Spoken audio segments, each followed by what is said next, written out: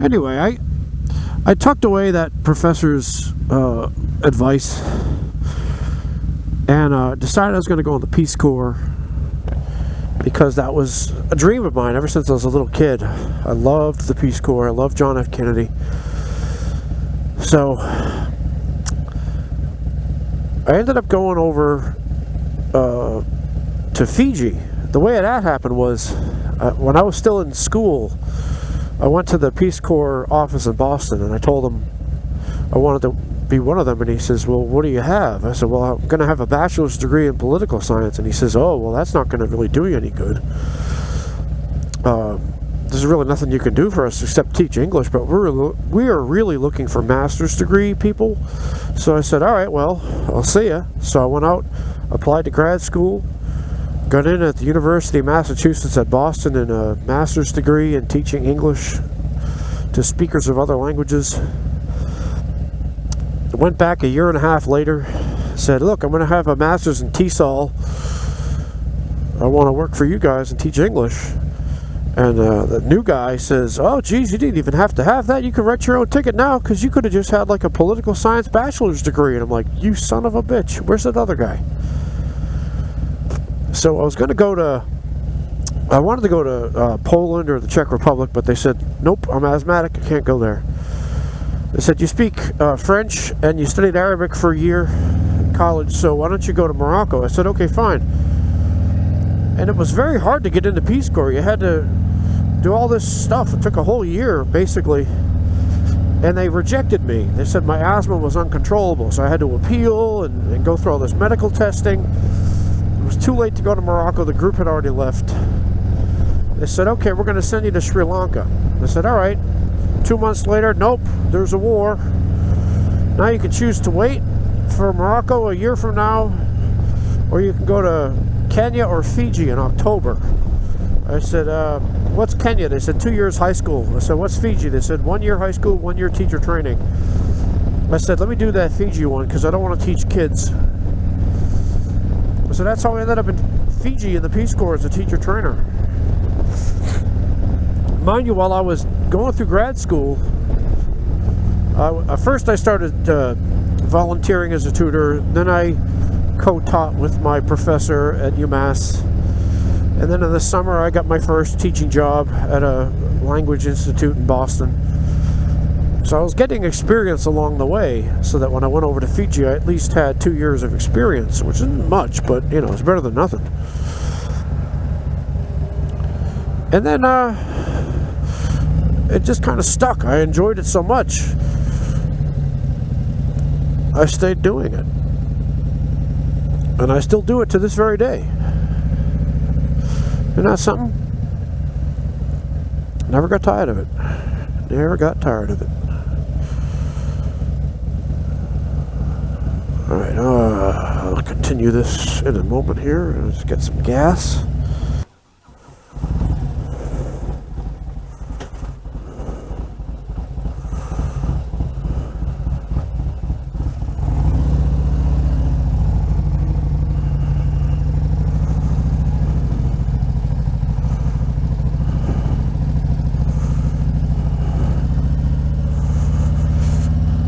I think I'm still recording. So after teaching at a high school for a year in Fiji, Luvu College in Singatoka, Fiji, they moved me over to Suva, the capital, for my second year, and I became a curriculum development officer with the Ministry of Education's Curriculum Development Unit. I was a Deputy Senior Education Officer for secondary level English curriculum development. And I got to inspect all these high schools across the whole country, make curriculum changes that would affect them to this very day, including MLA format for research papers instead of the bullshit they were using. I got back from the Peace Corps, back to Boston, sold half my robot toys, so I had first, last, and security on an apartment. I had used most of the money that they usually give you, you can get in advance on it. And I bought a laptop so I could use that while I was in Fiji. So I didn't really have any money when I got back, but the robot toys saved my ass. Got a job within a month teaching. I was at American Language Academy, and let's see, I was at Simmons College. I was at Bay State Community College, North Shore Community College, Salem State College, now it's Salem State University. I was at UMass Boston. And then after a couple of years, I decided I wanted to try to get a PhD, so then I went off to Hawaii.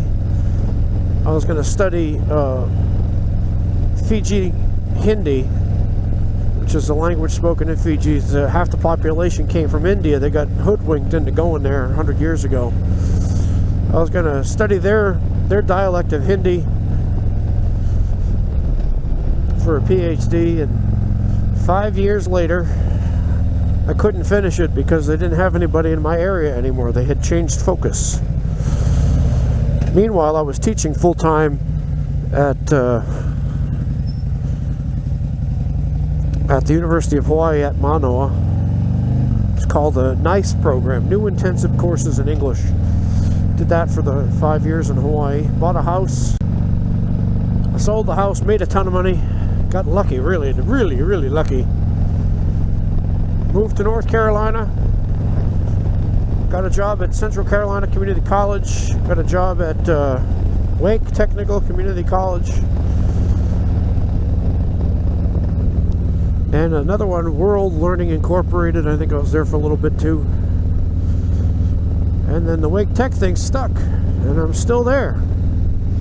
This is 12 years now, 13 years.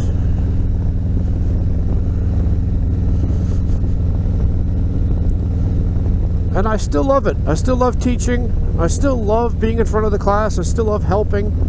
I still love learning how to teach better and changing up what I do. I still love it when students give me questions that stump me. Which doesn't happen as much anymore, but I still love it. I love learning. I love traveling. Although I don't love the plane rides and the rigmarole of it all, but I like new cultures and learning things and trying new foods,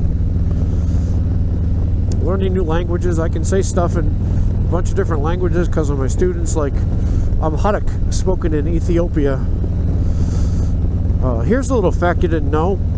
Most people say mm-hmm when they indicate that they understand, or yes.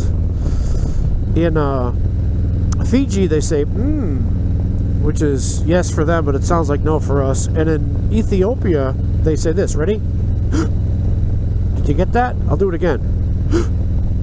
That's a sharp in-breath of air, which is their way of saying, I learned that just by telling students how to register. And I said, all right, so you log in here, right? And then you click here, right? I'm like, are you scared? And then I realized that they're saying yes. They're saying, I understand, go on. Stuff like that. I can speak a little bit of Amharic. I can say Jigbatam Turu, which means great. I can say Amasaganalo, which is thank you. I can speak a little bit of Japanese. Stuff like Osoi, Wandeane, which means you're late. Why is that? I can say speak English and Chinese. Jing Soing Wan. I can say speak English and Arabic. Tekalam Inglesi, min fadlik, means please. If I want somebody to get out, I say Igla Bujhak, let's get out, which I know is kind of slangy, but not terrible. I speak a little bit of Russian, Italian, Spanish. Yo he vivido aquí desde 2005. Je parle français. Ham Hindustani bolta hai. That was French and Hindi just then. I can speak a little Fijian. So going back to my hobbies thing, language is kind of a hobby of mine. I'm not good at it. When you throw the spaghetti at the wall of my brain, language sticks. That's all I can say about it. There are plenty of people who are way better at it than I am.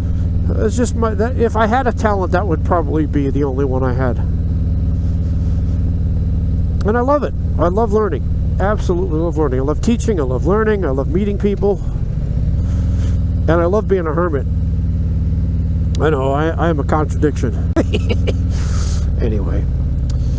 Alright, this is my Kaylee 7 saying, stay safe, stay warm. And I'll talk to you later.